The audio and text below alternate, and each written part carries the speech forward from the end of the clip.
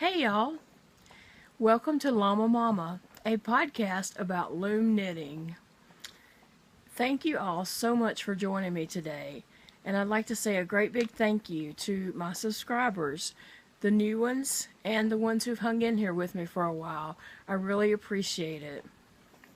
And I hope to get to know you better and to connect. I've just now recently figured out how to get notifications or see that I have comments without having to go and like watch the video, and scroll down. So I can now see the comments. I figured out where to go on YouTube to see the comments and the reply and stuff. So I'm thankful for that. And I hope I can have a little time to go back and kind of respond to some that I've missed, just because I didn't know there were comments there, because I wasn't getting notifications about the comments. And that's the part I really want. I want to be able to connect with you and form friendships. So I look forward to that in the future. Anyway, it's November. Can you believe that? Like, how did that even happen? We were just in the middle of summer, and all of a sudden now we're November. Ready or not, it's here today. So I wanted to share with you today some of my finished objects that I've been knitting for November, so I knew it was coming. But it did kind of sneak up on me a little bit there, like, oh, it's this week. But I've been knitting some things that I'm calling my November items. And so I'd like to share those with you today. So I have a little turkey that I made, and he sits up, and he's really cute. He's got his little thingamajiggy that hangs down, and his little beak. And I did put safety eyes on him. And so he has feathers. And he's got a flat bottom. I didn't put feet on him because I did want him to sit. And so he just sits up right like that. And he's very adorable, cute. So I have him sitting here. And another item that I've made is a scarecrow doll. Oh, that light's just flooding him out. So he has some little straw hanging down around his, and I did give him movable arms so they move, and a little belt.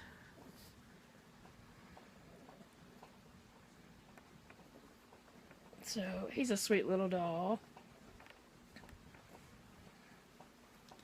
And I made the scarecrow, and I was thinking I might go back and just make the whole little crew of the Wizard of Oz dolls. So I might get around to that. And then I have my pilgrim boy and girl. They turned out really cute. I especially like her. She has movable arms and her little bonnet. And I went ahead and sewed her bonnet on just so it wouldn't come off and get lost, and I sewed her shawl on. So she turned out really cute. And then for the little boy pilgrim, his arms move also, and I sewed his little collar on, and his hat, I didn't sew it on, but it's just sitting on his head. He was on a belt with a buckle. So anyway, he turned out cute, and she turned out cute, and I think they're both just adorable. And I plan to display them in my dining room. So I wanted to share those with you. And then I have some fall hats that I've made. Here's the turkey hats. This would fit a little person, a baby, and another little baby one. You can see his little eyes, and I just made several different sizes of these. Here we got bigger, and there's his eyes there. they've been laying flat on top of each other, so they're not fluffed up. And then another, not quite as big as that one. And then another smaller one. So they turned out really cute. I made those last year and they went pretty fast. So I thought I'd make a few this year. And then I have this little adorable deer hat. You can see the top, there's antlers and some flowers. So, and the little ears. So that turned out just really adorable. And then this is, since it's fall colors, I thought I would share it. There's a big old slouchy hat. There's the brim, and then just the big old hat. And this is Red Heart Super Saver. Oops. Nope. Here it is. I might have hit it right. Red Heart Super Saver in the colorway Antique. And I've never seen this at my local stores. Well, the only stores I have that carry Red Heart is Michael's and Walmart. And so I was in Shreveport, which is 2.5 hours away, and I went in Joann's and saw this colorway. And I thought that was nice for fall. So I made this hat. And I also made this cowl. Just a big cowl. It's not too tight. It's pretty comfortable because I really could not wear anything tight around my neck. Oh, it would choke me out. And I'm hot-natured. But I've put this on and wore it in my house. And it was quite comfortable. It wasn't hot because it is pretty airy. And that's what I would need. I wouldn't be able to wear anything that was a tight knit and held in heat that much. But I think this would be enough to cut the chill if you were out on a cold day. So I like it. And I have 2 more skeins of this yarn. So I'm hoping to maybe make a shawl or something with it. We'll see. But it's pretty for the fall. I don't know if I'll get that made for this fall or I'll just get it made another time. And then I have a couple more hats that, you know, you might not consider fall, but here in Louisiana, they're definitely fall colors because there are Louisiana State University's, LSU's football colors. And so, and I might have showed this before, and I'm sorry if I have because I just I've lost like a lot of memory. And so I'm probably gonna like repeat myself and show things more than once, but I hope you don't mind. But anyway, this LSU colored hat, purple and gold. So this is a really, you know, cute hat. It'd be great for football games here. So, and then I made one that's reversible, purple and gold, and another one purple and gold that's a little bit bigger than that one. But anyway, those are some of my fall knittings that I've been working on. Really like how my pilgrim dolls and the scarecrow and turkey turned out. I worked really hard to get those done by November the 1st so I could do this video and get it out to you guys. And then I'll put these over here out of the way. I did have a couple things that I wanted to show you. I recently got this yarn here, and I'm sure you've all seen this at Michael's. It's this Caroline yarn, and they had it on sale for $5, and then I got my son's employee discount after that, so it was another 35% off after the $5, so you know, it was a good price. And I stood there a ridiculously long time trying to decide which colors to get, because they were all beautiful colors. They had bright colors, fall colors, purples and the blue tones. They had just the rainbow. They had all colors in this, and so I could not just pick one, and it was just hard. And so finally I just decided to pick this color because I have a black sweater and a gray sweater that I wear throughout the winter, and so you know, instead of a coat, like in Louisiana it really doesn't get cold enough for big coats, so I just wear a sweater all winter. And so I picked out this because it has, you know, the black, gray, a lighter gray, and an even lighter gray, and then like a white. So I thought I could make myself a hat with this, and I'm gonna, oh, let me see what this is. I think this is called Elephant Gray is what it says right here on the tag. So I guess that's the colorway of the set. I'm not really sure. I looked all on here and could not find anywhere else, but it is 60% acrylic, 20% nylon, and 20% merino wool. I've never had anything that had merino wool or nylon that I'm aware of. So it's really soft and kind of squishy feeling. So I'm going to make a hat on this KB loom. That's the 80 peg, right? Yes, 80 peg loom. I have it written on the bottom, so that's how I need real quick. I made myself a hat with this last, at the very end of last winter. I made myself a hat on this loom. I loved that hat. It was just awesome. It took me forever to make the hat because there's 80 pegs on here. It's not like making it on a 36 loom or a 41 peg loom.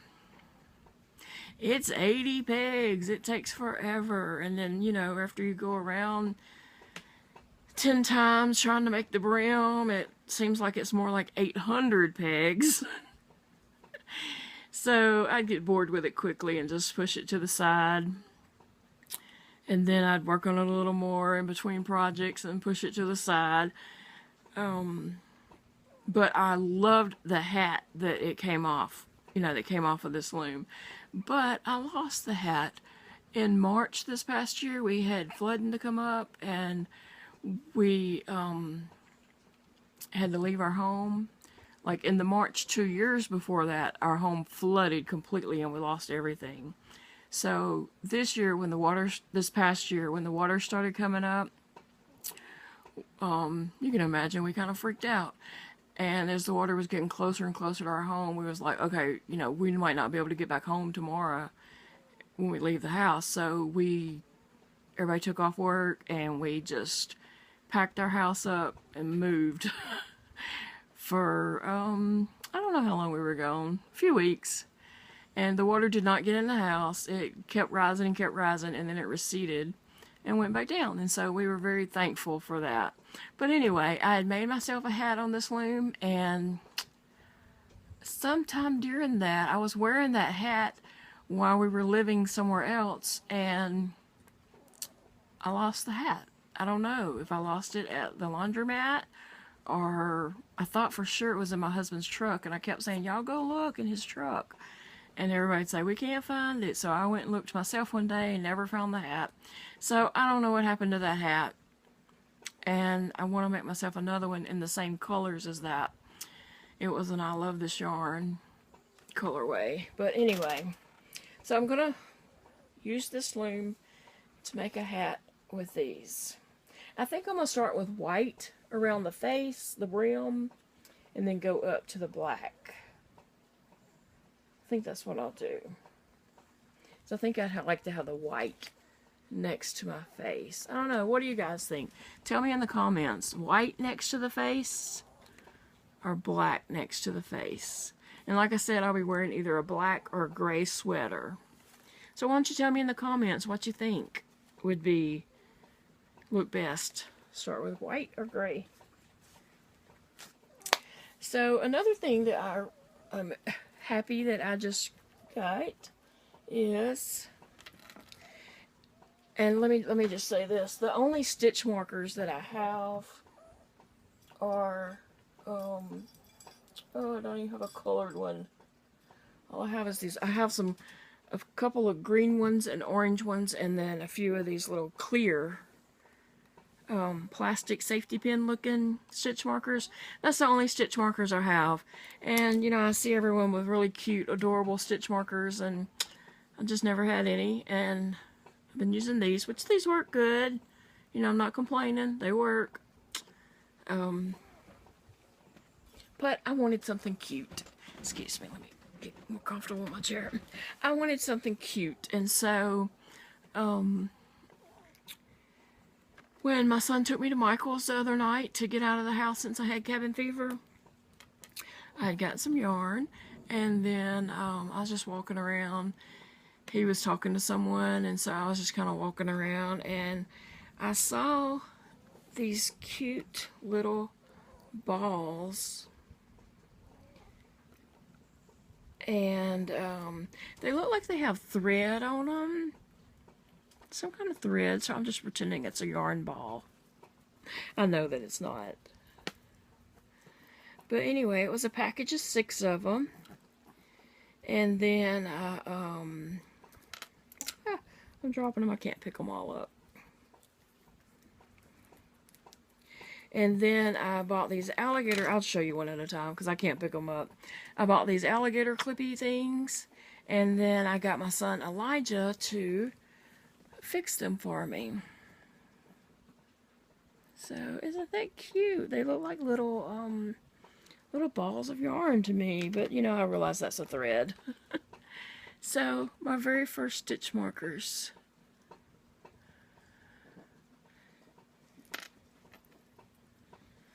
Ooh, they're just shaking all over the place.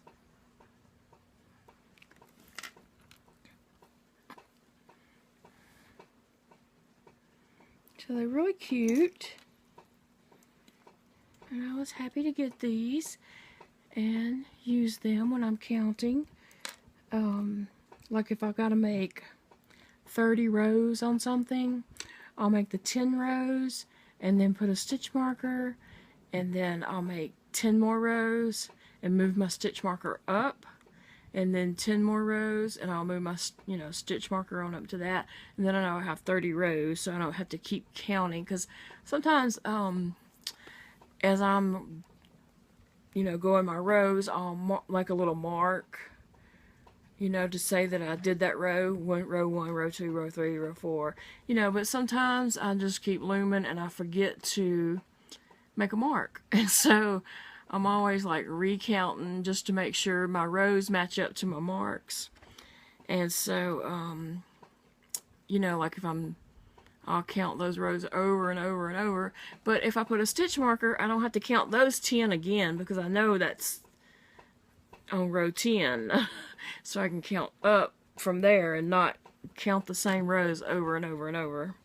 So anyway, yes, I'm very excited to have these stitch markers. They're really cute. And I saw some others at Michael's too that I might try to get soon, if I can, to make stitch markers with. But, so Thanksgiving's this month, and what do you have plans? What's y'all's family traditions for Thanksgiving, or have you thought about your plans and stuff yet? We will stay home. My husband's brother and his friend will come have lunch with us, and then they might stay the afternoon, and then they'll probably go visit another family member while they're up here in town, because they live south of us, about 2.5 hours south, maybe, or maybe 3 hours. But they'll come up Thanksgiving and have lunch with us, and then I'm sure Elijah will have to go to work at 1, and Dakota doesn't know his schedule yet. But then the rest of the afternoon will just be, you know, grazing leftovers and, you know, whatever, playing card games or something. Depends on who's here. Who has to go to work and who's here. Jody is always off on Thanksgiving. That's his one holiday that he's always off. So, and we usually have a pumpkin shoot. That's been a tradition of our family for ever since Elijah was very little. I don't think I've ever shared this before. Elijah was born with eosinophilic gastroenteritis, and he could not eat food. He was tube fed until he was 16 years old, and so he couldn't eat food, and so that made, holidays that centered around food difficulty. So we tried to think of something that was for him, but everybody else could join in on, and that was kind of our focus for the day, was our pumpkin shoot. And so for all these years, he's 18 now, so ever since he was little, he's always loved shooting guns. And I know everybody doesn't, like guns, but we're from the South, and we live inside the wildlife refuge, so there's hunting all around us. And my husband grew up hunting, and our boys, although Dakota does not hunt, but Elijah is an avid hunter, and he loves guns and stuff like that. So I know that's not everybody's cup of tea, but when you're from the South, it's kind of your cup of tea whether you want it to be or not. So when he was little, I don't know, maybe 3 or 4 years old, we had started this tradition where we would just go out and set pumpkins out and just shoot them, blow them up, whatever. So that's what we've done all these years. So every year we just collect a bunch of pumpkins all through October, and mainly towards the end of October, and then we just have them sitting like on our doorsteps and stuff, kind of as decoration out there, and they last. And Thanksgiving Day, we shoot them up. And I think last year they even blew some up with tannerite. It was a very loud boom, and pumpkin went everywhere. So that's a silly tradition of ours. And like I said, Elijah, was tube fed until he was 16. When he was 16, he made the decision to start eating food. Well, he did kind of a little bit before then. He made the decision that he was going to start eating food because it was just so hard on him socially to be at events and stuff, and still though, when he's at events, he doesn't eat because he don't like to eat in front of people, because he never knows when he's going to get sick, because food makes him sick. But he's chose to eat food. It's his choice. It's his body. And so when he was 16, he decided that he wanted to take his feeding tube out. So we did. We let him take it out, and the hole did not close up. And about 2 months later, he ended up having to have surgery, and they had to go down inside him and scrape his stomach off of his abdomen wall, and basically cut his stomach off of it, and then sew his stomach up and get it positioned back, away from the abdomen wall, and kind of cut his stomach in half, basically, and then sew it up and scrape all that off the wall. And then he they sewed up the feeding tube hole and all that from the inside, and excuse me, and then he was healing fabulously.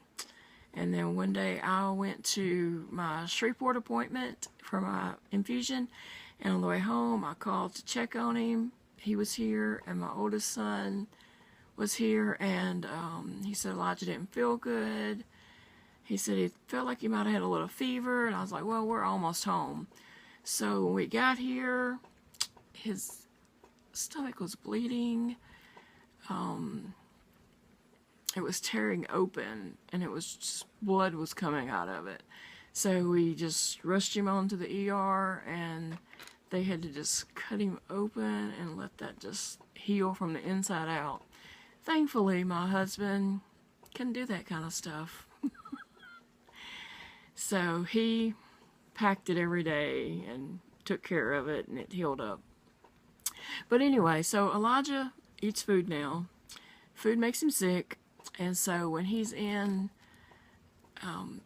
events, or we go to social events where there is food, or a swim party, or just any kind of party or what, he usually doesn't even eat when we're there because he doesn't like to eat in front of people. I'm sure he doesn't say, but I'm sure it's because he's, don't want it to make him sick and him get sick in front of everybody. So he waits till we leave, and then he's like, I'm starving. So we always have to get him something to eat anytime we leave somewhere. Sometimes I'll tell him, you better eat because I'm not getting you anything when we leave. But he knows dang well that I'm going to get him something to eat. Anyway, I don't even know how I got off on that. I don't even know how that come up. I can't remember. But it's my short-term memory. And I realize not everybody might not have watched the Vlogtober videos. And so I will say that I was doing really good making the Vlogtober videos. And then week before last, I fell off the wagon. I had a stroke. Yes. So there is a video about I had a stroke, if you want to go look that up. It was very scary, and I'm thankful that I'm doing so well. I have some weakness on my left side. My arms and leg on my left side is kind of weak. At first, I could not move this side of my face, and it was pretty droopy, but it has movement now, and it's not as tight as it was. It's a little bit tight, but not really. Not even enough to cause me any problems. When I smile, I think this side goes up more than this side, but it's fine. I'm not even worried about it. I'll be fine. So anyway, so in the comments below, remember to respond and tell me which do you think the brim should be black or the brim should be white. And also tell me your Thanksgiving plans. I'd like to know what other families do for Thanksgiving and what's your traditions. Oh, that's how I got off on Elijah, was telling about our Thanksgiving traditions. That's right. I'm sorry. I'm sorry. But anyway, thank you for hanging out with me today. I hope that you'll come and hang out with me again later. Thank you. Have a good evening.